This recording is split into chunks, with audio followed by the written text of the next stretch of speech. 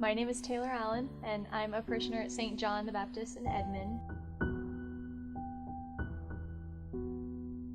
My brain is somewhere in between being an accountant and a hippie, and being really logical and being really free-spirited, so things kind of combat in my mind. I grew up Catholic. I was a cradle Catholic. I was baptized, I think I was a month old. The only thing I ever really knew was Catholic school's education. And so God and religion was always a very big given for me. It was reality, but it wasn't necessarily a personal relationship. I wanted to have that closeness, but it wasn't necessarily there. I firmly believed in God, and I knew that He was there and watching over me, but it wasn't quite to the level that I wanted. I had a lot of friends who seemed to be very, very close to God and who at a very young age had a friendship with them and a level of intimacy that it felt like they were best friends, and I didn't have that. I had faith and I had religion, but I didn't have intimacy with God. I always saw God as being a sort of mountaintop God, standing up on a mountain and looking over at us and being there for us and watching us and loving us, but not really have anything to do with us, or as a sort of Santa Claus figure where you ask Him for something and you do the right thing, and if you're good all year, you get what you want in the end. I kind of flew under the radar when it came to having a personal relationship with God. I just kind of said what I was supposed to and did what I was supposed to and felt like that was a connection, but it wasn't necessarily. Growing up, I was extremely close to my dad. He had wanted a son, but he was kind of surprised when he got me. We did a lot together. When I was a teenager, I was like, ew, Dad. But I was still really close.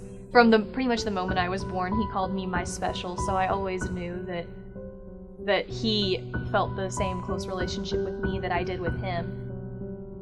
As I was a daddy's girl. I didn't want to be, but I was. He had an incredible faith. In September of 2009, my dad started getting these headaches, and they got just unbearable. So my mom took him to the hospital. We found out that he had been diagnosed with brain cancer. So he was given less than a year to live. So right around that time, I started to have a lot of issues with the fact that my dad was the one who got sick, because he was the most faithful person I knew. So at this point, I went into a real crisis with my faith. I still believed in God, and I still knew that He was there on a logical level, but I didn't really want anything to do with the God that was on the mountaintop.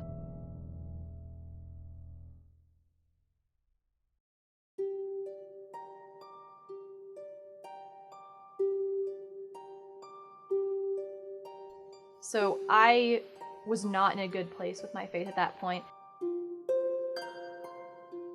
And that's kind of the place that I stayed in for the next almost 4 years. I had seen many times over the last 4 years, well, he gets new tumors in his brain and then we get rid of them and that's what there is. And I also had seen my dad almost quadruple the original time span that he was given. He was told he had less than a year to live. And now it's 4 years later and he still seems to be going really strongly. Cancer had spread from his brain to his spine. So 9 weeks after getting admitted into the hospital, he got to come home, and it was really exciting. But pretty quickly it was clear that things weren't right.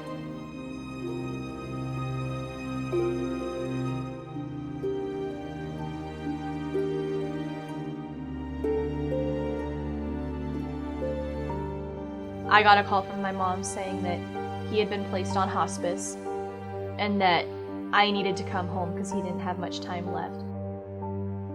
He didn't seem like someone who was dying. He had so much joy. So at this point, it's Christmas time. We were praying that we would have him through Christmas. And so that's really all we wanted. And then about a week before Christmas, he started having these kind of vision type things. He looked at my mom and I and said, "Why is that man here?" And we were like, "Your brother was just here, your cousin was just here, but none of that was it." And he pointed at the foot of his bed and said, "No, why is that man here?"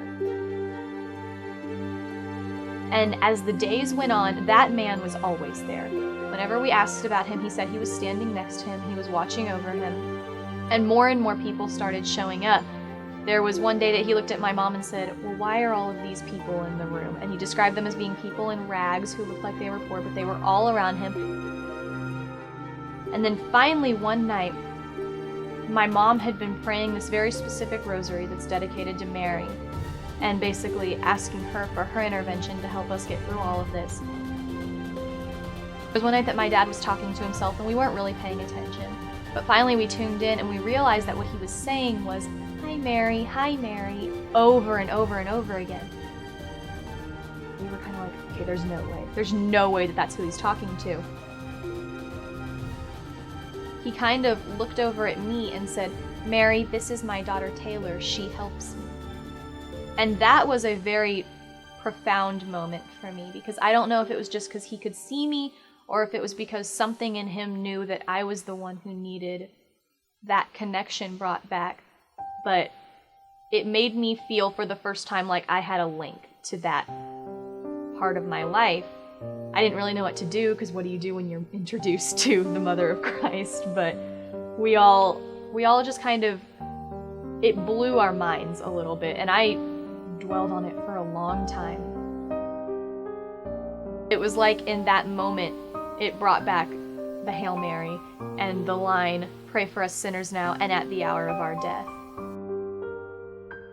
That made it feel like, yes, he's dying, but at least we knew that he had people that were waiting for him, that were just as much of friends and who loved him just as much as we did. It made it so that the religion that for me had been very mountaintop and had been very separate, it was now in my living room. I couldn't say, well, God's up there and Jesus is up there. You have to realize at that point, everything that I've learned might actually mean something.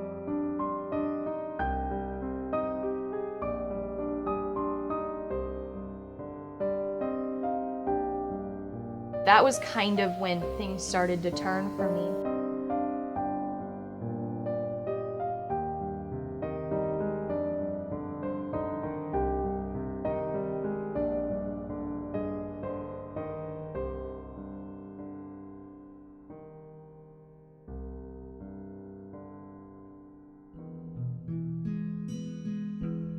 The next day, my dad said something to my mom along the lines of, "Well, I almost went, but I came back. I saw a white church," is what he kept saying. He saw a white church and that it was a better place. And that was kind of when we realized that our job now wasn't to keep him with us, but it was to let him know that it was okay for him to move on, as hard as that was. The second that we were all there with him, it was within 5 minutes after that he had gone, which wasn't, I'm trying to think of the right way to phrase it. It wasn't easy, it wasn't fun, but there was a sense of relief that you felt that he was in the white church that he had been looking for. He was there with the man who had stood beside him and all of the people that filled the room with such love for him, and with Mary, and that he was with all those people and that he was just as loved on the other side as he was with us. So that didn't in any way make losing my dad any easier, but it did bring me closer to feeling that intimate relationship with God that I had always wanted to. And it almost seems like what I needed was to have a person on the other side. I never would have come to a closeness with God if I hadn't seen everything that my dad went through. Even if I hadn't had something bad happen, I still would just be in that going through the motions state. So that was his path, and now it's less about me trying to figure everything out and more about me just trying to follow the path that God has set for me. Instead of just knowing who God is up on the mountaintop or standing around me, I want to know who God is in relation to Taylor. And that's kind of my goal now. My name is Taylor Allen, and I am Catholic.